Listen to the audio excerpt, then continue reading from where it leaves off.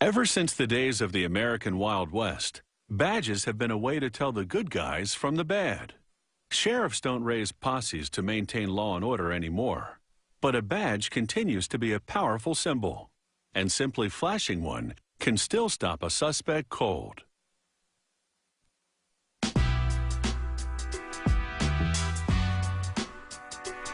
The badge comes with the uniform.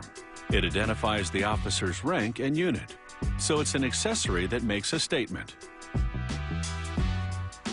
Each one is custom made. The client spells out the specifications on an order form, right down to the metal finish and the color of the lettering.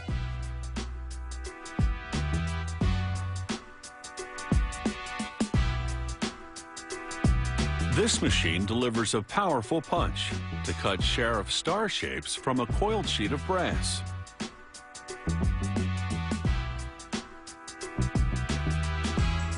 They place a star shape in the steel mold of a press. It applies about 170,000 pounds per square centimeter to make an impression on the badge.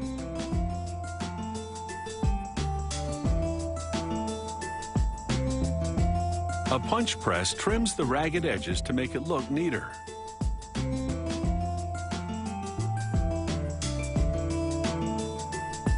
A mechanical stamper then inscribes the company name on the back of the badge. This computerized engraver then marks the rank and other information on the front.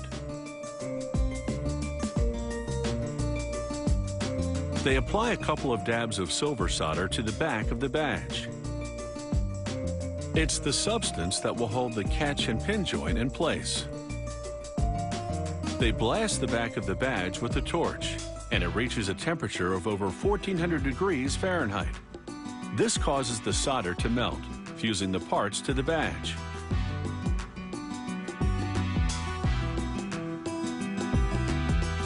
They then position the badge under a hydraulic press. Like a steel fist, it punches the badge to give it the correct curvature.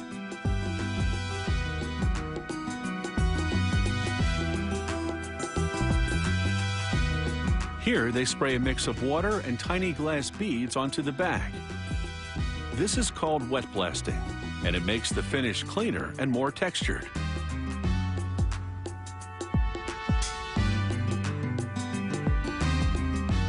A technician now hooks a pin in the joint that was soldered onto the badge.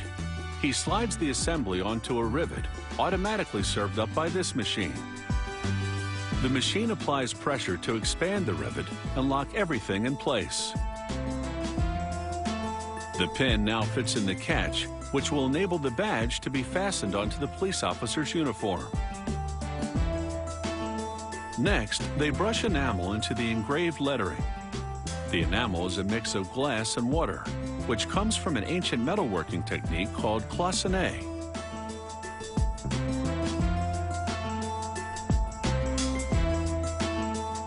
They fire the badge in a kiln, and the glass enamel melts into the lettering. After it hardens, they grind the enameled sections against a stone to expose the inscriptions.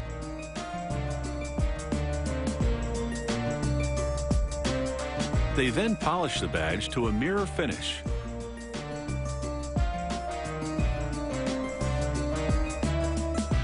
This automated rack immerses the badges in an electroplating solution to give the brass a protective layer of nickel. They plate some badges with 24-karat gold. Now they apply a strong adhesive to the back of a medallion. Then attach it to the center of the badge. The medallion has an official emblem. It's specific to the police force's jurisdiction. They adjust the catch and its hardware to ensure it moves freely and is in good working order. After all, no officer wants to lose his or her badge.